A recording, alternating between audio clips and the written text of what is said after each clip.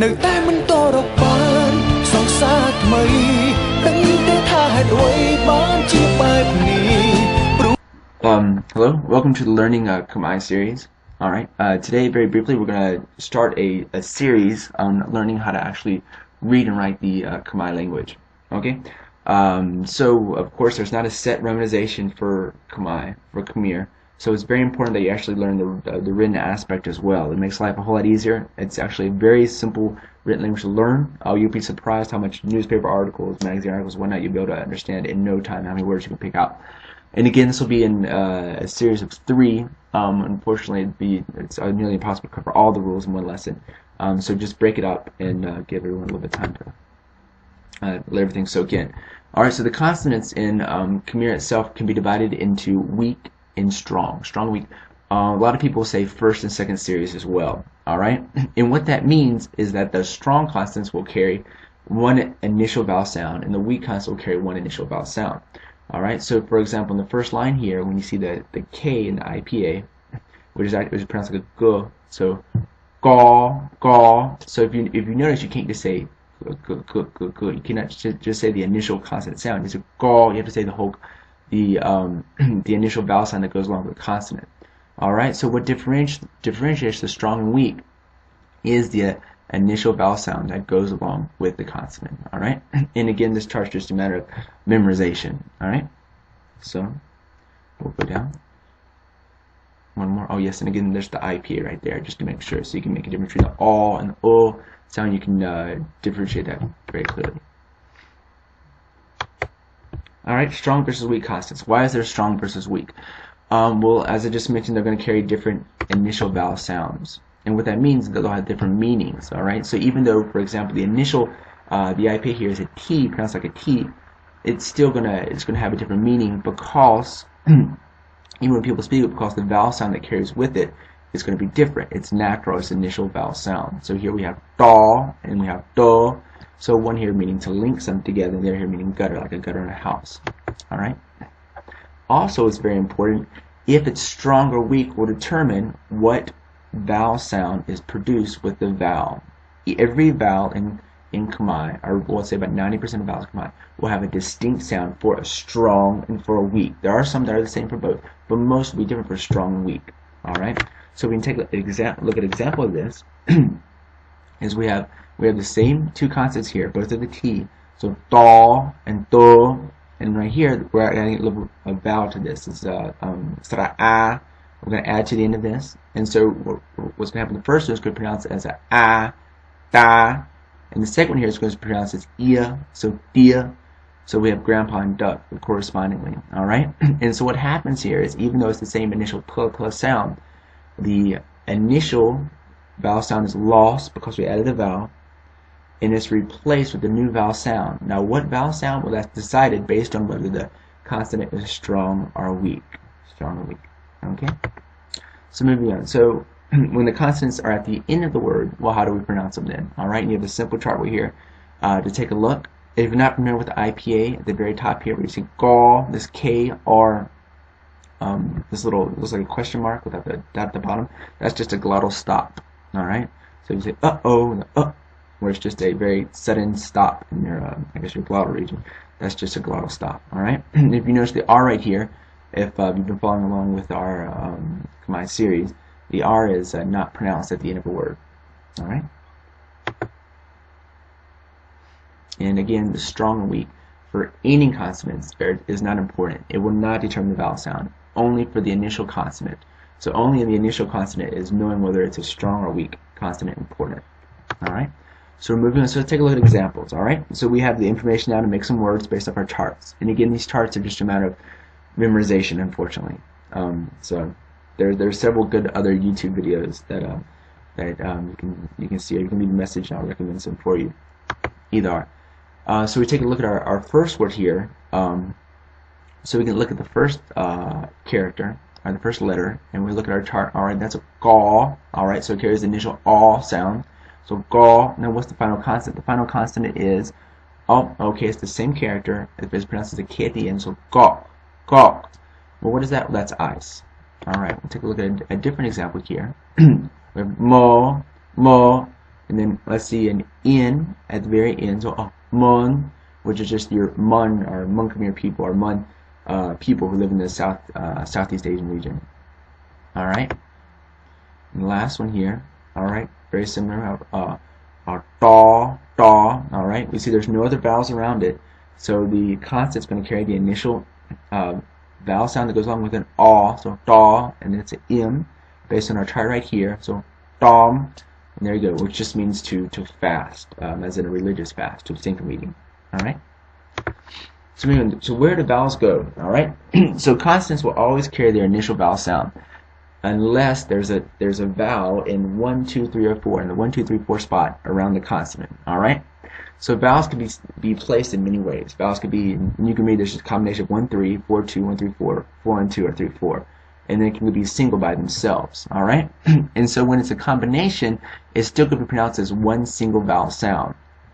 All right. There's no such thing as a first pronouncing the 1 and then pronouncing the 3, or first pronouncing the 2 and then pronouncing the 4.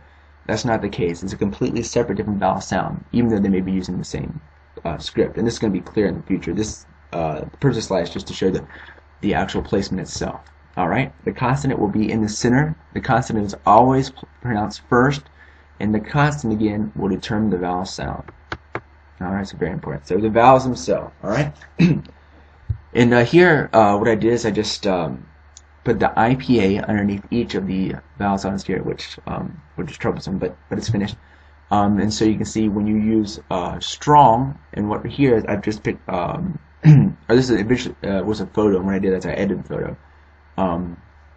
The first letter right here is gaw. All right, so it's a strong consonant. So with a strong consonant, how are the vowels produced or pronounced? And so what you see here is what I did in the red is that it's each of the vowel, how the actual vowel is actually formatted, or how the vowel is actually used. All right, again, the red part here is the actual vowel itself. All right, and the black part here is just a random consonant, whether it be a strong or a weak. All right, so you can make a comparison here. For example, we can see at the very top with the first one, gaw, with the when you had a tra'a is the actual see my cursor over here is the actual name for this vowel right here. This could pronounce as a ga, and the very bottom here with a weak consonant. No matter what the consonant is going to be, it's going to pronounce as a gia. And again, this is these charts are just a matter of memorization. All right. So let's take a look very quickly at just an example, something we may be able to understand. All right. A simple sentence here, assuming we don't know what it means, we'll just break it down really quick. So looking from our chart, we can see the first letter here is da, all right? And then we have a vowel that goes along with it. Looking at our vowel chart, well, if it's strong, then it's pronounced as a. If it's weak, it's pronounced as ia. Well, all right, well, da, what is da? Is it strong or weak? It's strong, all right? So we can put those two together then, and then, okay, so with the strong vowel, and remember with any vowel, the initial consonant is going to lose its initial vowel sound, and it's going to be replaced with that vowel sound. And the vowel sound here is the strong vowel sound, a. So da, which is just grandfather. All right. The second part here, all right, we can see the first consonant, and then just using the same thing, or the same process here. The vowel with the weak consonant is pronounced as ia. We can see this m, this mo right here is weak. So we put those two together. At the very end over here we have no, which and again remember the N consonants, if you look at our chart, do not carry any vowel sounds with them. So it's just pronounced as the N itself. So mien, which means to have. Alright, just to make that clear. Alright, and next here, we're using the same process. We have another strong da right here, and then over here we have a different vowel group, which is going to be before the consonant, which is with the strong pronounced as I, with the weak pronounced as a. All right, so which one are we going to use? Well, da is strong, so we're going to use the vowel sound that goes along with the strong consonant, which is I, and this is coming from the charts again. All right, which just means T. So we put it together. Grandfather has tea. All right, so grandfather has tea. It's a very, very simple sentence in Khmer, but now you're able to read based off the charts. Okay. So the sub-consonants are next. So sub-consonants are a lot of fun. What it is when you have two consonant sounds that are pronounced together, which is very common in Khmer, then you're going to use these sub-consonants instead of putting two regular consonants together. For example, in English we say tree, or say just have the TR sound together. Well, it's a similar situation. In Khmer, it's just a matter of that R in Khmer, for example, in tree, would just be written differently. So what happens is the second produced consonant sound will be written as a subconsonant. All right. So it's very important when you use subconsonants that you have a strength scale to go by. And what does this mean? Well, when you have a consonant itself and you have a subconsonant goes with it, what happens is you have two consonant sounds in the core, in the center, that are going to affect how the vowel is pronounced. All right. And so oops, so right there. And so this will take a little bit of time to grasp. This will take a little bit of time to grasp, but I've decided I think it's better to use the whiteboard and just make some illustrations here and determine how this strength scale has actually worked, and go from there. Hey, so stay. Very quickly, I want to explain the last part I just mentioned, that is strength scale, which confuses a lot of people. When you use subconsonants in Cambodia to get that double consonant sound, there's several things you need to be careful of, especially with your reading. Alright, as mentioned before, when you have a word, and we'll just write, let's see, write a word up here. So, alright, here we go. Alright, here we can see our consonants in the middle, correct? Alright, and if you look at your consonant chart there, you should be able to recognize this. Right here is just the go sound, alright? So, we have go right here. Very simple. And what we have right here next to it is actually a subconsonant. This subconsonant, if you follow the series, is the R subconsonant, or the Ro subconsonant, alright? So, see it right here. Ro. And so are these weak or strong? Well, it turns out here they're both weak, excuse me, or they're both, as some people say, second series. Alright? So, the consonant in the middle, and the consonant, what happens right now is we have two consonants in the middle before the vowel. We'll determine the vowel sound. In this case, both are weak. So we're not going to use our string chart. We can just go normally, alright? We can just, so we'll put the two consonants together, alright? So here we go. So you have your go sound, the ro, alright? So we have a vowel that carries with it, so it will not take this, the R right here will not take its initial sound, or the G will not take its initial vowel sound with it. Alright, and we look right here, well, this can be pronounced two different ways, correct? The first way, I, and the second way is A, alright? So one is for strong, one is for weak. We're going to choose the way that's for weak, and there you go. Gray, which is just a bed. Alright? So in this particular case, both of the consonants were the same. They were both, excuse me, but they were both weak. Alright? So we choose, here we go. Alright, next. Alright, so what if the consonants are different? One's strong, one's weak. Alright, let's take a look at,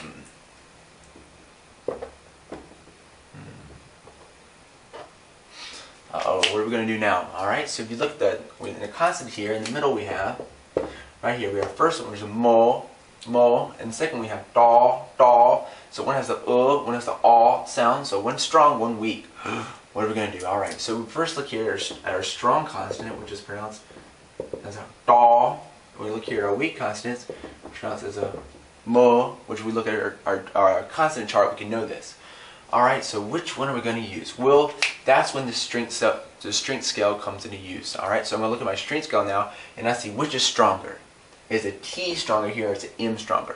Well, what happens on the strength scale that a T is stronger. So I'm going to use my T, and the T will determine the vowel sound. Alright, so here we go. So here, this, as of course everyone remembers here, is ra. So it can first be pronounced as a. It can also be pronounced as a I. Alright, one is for strong, so strong is right here. One is for weak is right here. And again, I said, remember, the T is stronger than the M. We're looking at our strength scale, and that's how we determine that. And so the T wins, T is strong. So we're going to use this right here. There's an A sound, alright? So M, ta. And remember, there's a vowel, so it's not going to take the initial A sound. We're going to change it to A. Alright, the last one we have here, we look at our ending chart. This is, in the IPA, it's a J, which is actually pronounced as a Y, perhaps. And so if we spell it out, then it's going to be M-T, and whatever. So matai, which is just your mother. Mother. All right. Let's take another look at another one. What about?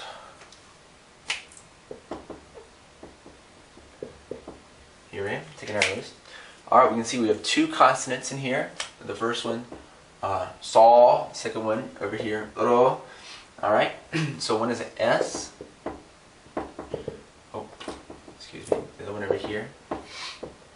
Ro. All right. So which one is stronger? All right. So we're going to look at our strength scale to determine how to pronounce this vowel. Because remember, each vowel has two different pronunciations. One for strong, one for first line, and one for second line consonants. All right. Our strong and weak consonants. Here we go. So if we look, the S is stronger than the R. So the S wins. All right. So we're going to use the S as a strong to determine the vowel. So the vowel sound will be a strong vowel sound. All right. So if you look at this vowel, there's two possibilities.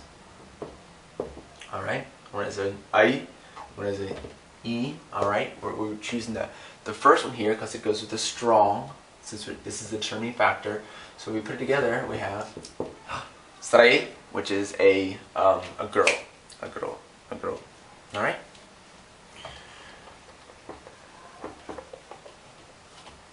Hopefully that should be pretty clear. Let me know if you have any questions in the comment section. In the next couple weeks, we'll be elaborating on this a little bit. We're also going to be using the string scale to do multi-syllable words. Okay. So for example, when you see sala as in school, why does this not go along with the charts that we've been using? Well, the reason for that is based on the string scale. We'll also be discussing the marks that you see above many of the consonants. They have several different purposes, both in pronunciation and in meaning, and we'll be discussing those in lessons 2 and 3. Okay. Okay.